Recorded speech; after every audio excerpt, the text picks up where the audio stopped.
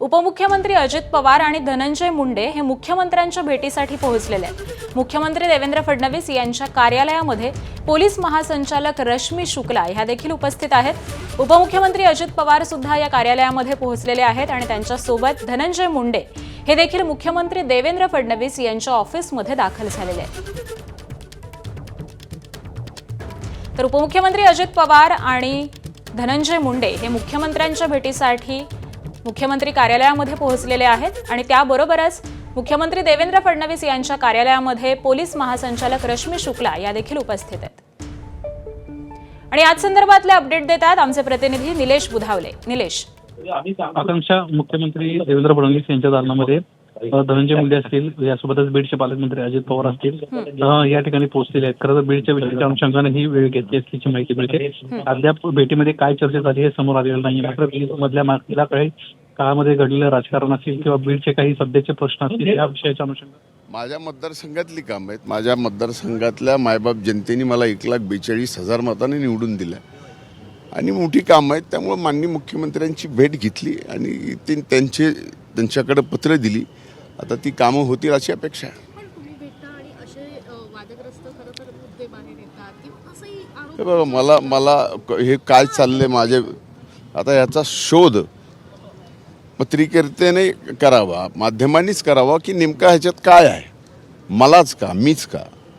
पण काही ऑडिओ पण व्हायरल होत आहे, त्याबद्दल कशा कसली कुठली ऑडिओ व्हायरल? तुम्हाला तरी माहिती का कुठली व्हायरल ऑडिओ होती आहे? माध्यम म्हणून तुम्हाला तरी माहित आहे का की कुठली व्हायरल झालेली ऑडिओ आहे? Tell me. माध्यमांनी सुद्धा आपण एक जणांनी प्रश्न विचारला आणि लगेच दुसऱ्यांनी प्रश्न विचारायचा। मी आता तुम्हाला प्रश्न विचारतोय तर व्हायरल कुठली तर तुम्हालाही सांगताय ना।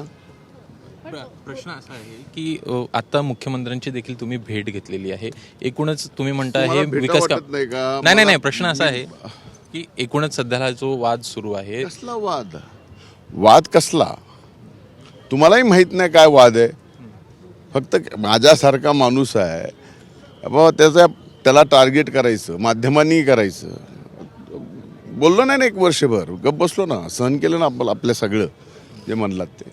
त्यामुळे माझा कशाचा विषय वादाचा, कुठली क्लिप व्हायरल ती सांगता येईना तुम्हाला, कुठला वादाचा मुद्दा मी विचारतोय तुम्हाला तेही तुम्हाला सांगता येईना।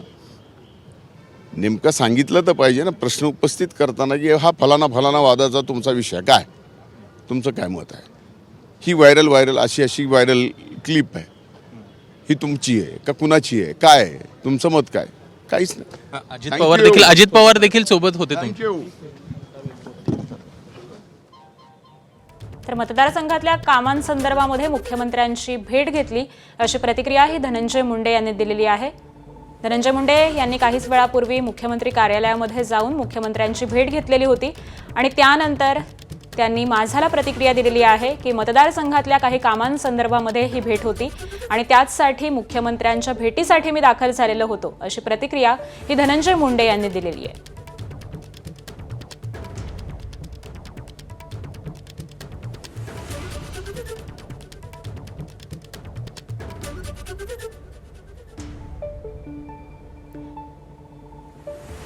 तर मला टार्गेट करण्याचं देखील काम सुरू आहे अशी काहीशी प्रतिक्रिया धनंजय मुंडे यांनी एबीपी माझाशी बोलताना दिलेली आहे।